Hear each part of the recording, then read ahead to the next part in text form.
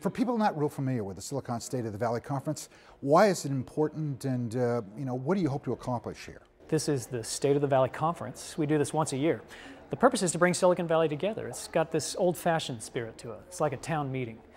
I grew up in a small town, and we would have our city council meet in the high school gymnasium. So I mean, it's that kind of feeling here. Except this is the titans of industry, and these are elected officials, and these are university presidents and stakeholders, and regular folks from throughout the Silicon Valley region, and we come together to spend a whole day talking about our problems, our opportunities, our challenges, what our priorities should be. Given the current economic situation, how important is clean technology, green technology? What does that mean to Silicon Valley as a ladder to getting out of this recession? We've released a report that has a lot of bad news in it. It tells you what everybody's feeling around them, which is there's pain and retrenchment in the Silicon Valley economy. We're losing jobs and all of that. However, even in the midst of all of these downward trends, we have one sector that is just burgeoning.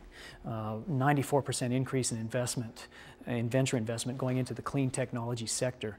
Jobs are being created in that sector. 23% growth in jobs, 29% growth in business establishments in the clean technology sector. So all of this in a bad economy, it seems perfectly clear that Silicon Valley is once again reinventing itself.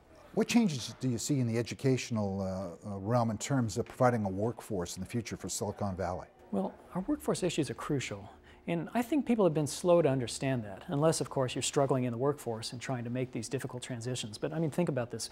The old model was you would graduate from college, you would take a job, you would work for a company, maybe your whole life. That's what my dad did. He worked for Boeing for 50 years. In Silicon Valley, that's no longer the case. You'll change your jobs every 3 years on average, and we report that. And not only that, our industry mix in Silicon Valley is constantly changing. We don't have any industry that's our mainstay. We're just constantly inventing these new things.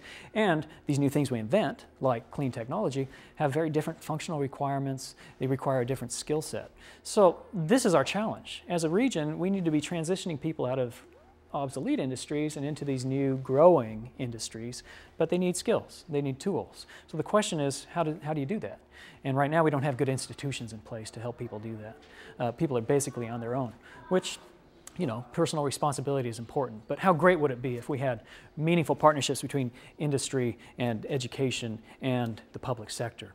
In a recent newspaper article in the San Jose Mercury, you urged President Obama to visit Silicon Valley and to invest in green technology. What was the thrust of that message? Why is that so critical for all of us in this area of the country? Oh, well, President Obama needs to be here.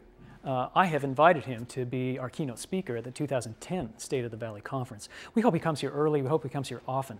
The reason is because Silicon Valley is on the leading edge of all of these important trends. I think if we're going to see our way out of this recession, it's going to be happening here, in this clean technology sector especially. It really has the promise of leading our nation out of our current recessionary woes. So the president needs to see that. He needs to feel the energy and the vibe and the incredible vibrancy that is here.